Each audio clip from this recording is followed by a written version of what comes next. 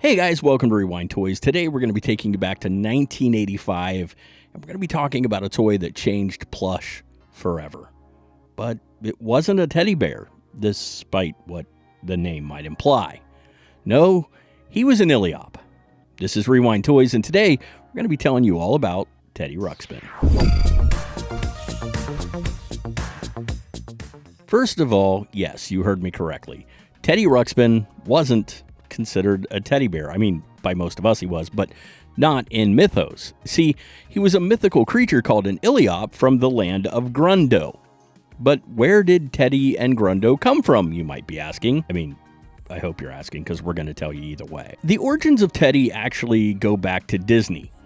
Sort of. And one of its former Imagineers named Ken Forsey. Now, Forsey was an inventor / toy maker who got his start in the mailroom at Disney before working his way up to the animation team, which really does show you dreams can come true. Now, unfortunately, at that point in time, which was way back in the late 60s, he ended up getting laid off. Now, Forsey would go on to work on several other projects before going into the military and eventually finding his way back to Disney, only this time as an Imagineer. He would work to help create theme park attractions like the Enchanted Tiki Room, Small World, and the Haunted Mansion. This is foreshadowing. Other projects he would work on over the years would include Sid and Marty Kroft stuff, such as Land of the Lost miniatures and the theme park that was briefly opened, the world of Sid and Marty Kroft. This is all very important because he would purchase a bear-shaped head prop from the Krofts, and that would lead him to further experiment with animatronics. Now, Forsey would then open his own company, Alchemy 2. Welcome to Pooh Corner, Fairy Tale Theater, especially the episode The Nightingale, things like that. And Alchemy 2 would do some really cool stuff, but two things would stick in Forsey's brain. Those animatronics from Disney and that bear head, which he had named Carl. I don't know why Carl. I guess it looked like a Carl. Forsey began world building, conceiving of this magical land called Grundo, filled with fobs, grunges, and Iliops. And he thought, what if they could tell their stories to little kids? He had the idea that it might be possible to create a kind of kids plush that would incorporate what he had dubbed as puppetronics, allowing the plush to actually interact with the kids.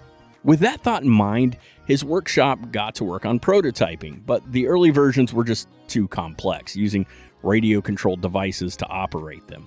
Eventually, he and his team would come up with the idea of using conventional cassette tapes.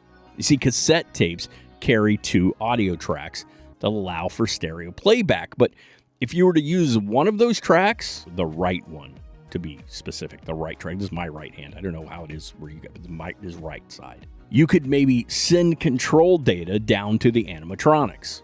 That data would signal motors inside the plush that would move the eyes and mouth, thus syncing the animatronics movements with the audio track on the left side.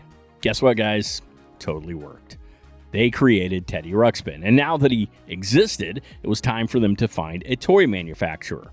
Several companies actually passed before they finally stumbled across former Atari employees Don Kingsborough and Mark Robert Goldberg. So inspired were Kingsborough and Goldberg that they used Teddy Ruxpin to help launch their new company, which they called Worlds of Wonder, or WOW. Now, we talked about WOW in another episode, our laser tag episode.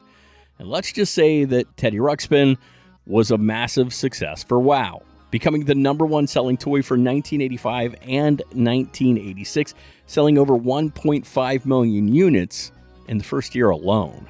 So Teddy Ruxpin was, let's face it, he's a teddy bear in appearance. A teddy bear wearing a tan jumper over a red shirt.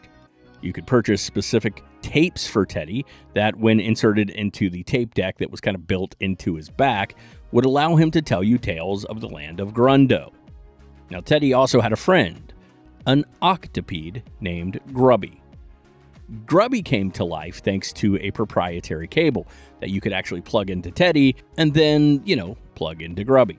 This cable would then transfer a signal to the worm-like companion, and that specific data meant Grubby would only speak Grubby's parts, thus allowing the two to carry on a sort of conversation. Honestly, it was all really cool and extremely innovative for the time.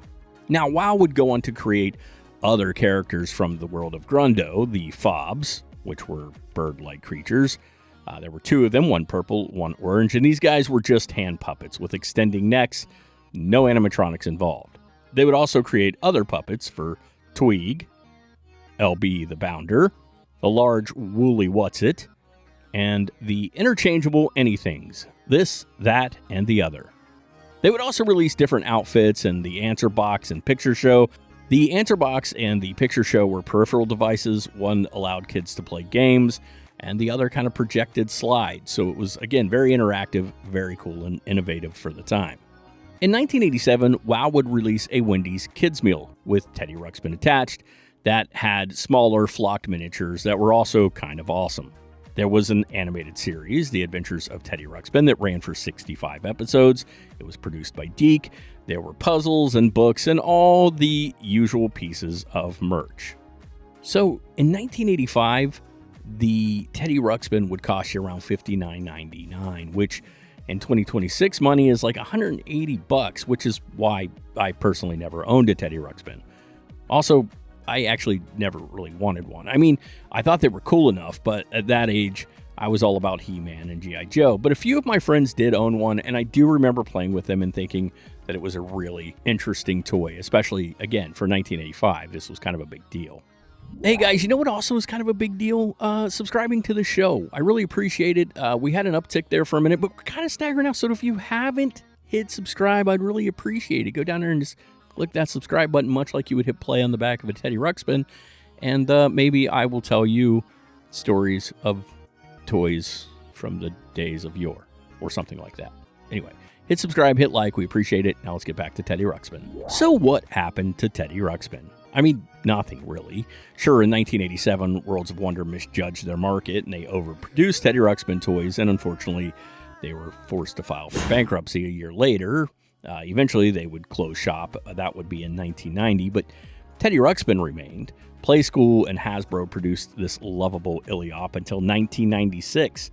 From 1993 to 1995, Yes Entertainment and Tomy would produce a sort of different version, not actually Teddy Ruxpin, but something called TV Teddy.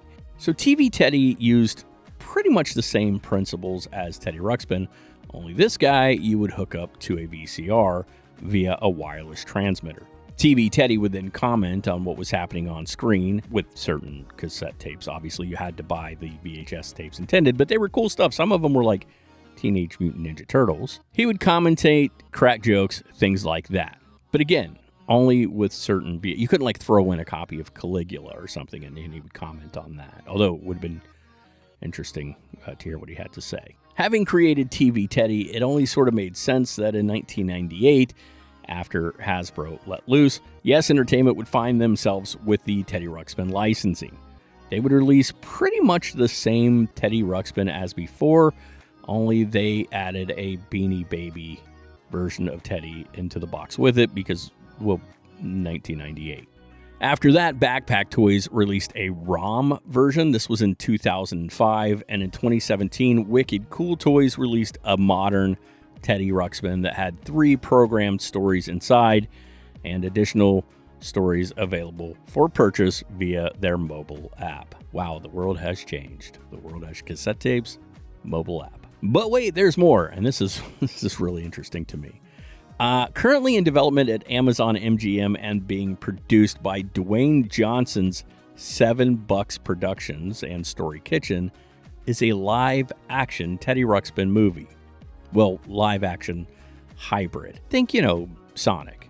Actually, we're hearing it's going to be a lot like Sonic. They're saying it's going to be like Sonic the Hedgehog meets Elf, that sort of vibe. I don't know exactly what that means. I guess kind of like if Teddy Ruxpin came from the land of Grundo into the real world. I don't know. I think Ted was a much better version. If you haven't watched the Ted TV series, just to digress for a second, it's freaking hilarious. Anyway, there you go. The story behind Teddy Ruxpin, the teddy bear that wasn't a teddy bear. Now, how many of you owned a Teddy Ruxpin? Did you own Grubby? Let us know in the comments and stick around because we have more cool toys coming. like lots more cool toys. And we will gladly talk about just about anything that you want to talk about. So if there's a toy you would like us to look into and discuss here on the show, drop it in the comments. And until next time, my friends, when it comes to these weird, nostalgic teddy bears that aren't teddy bears, remember, the hunt is still half the fun.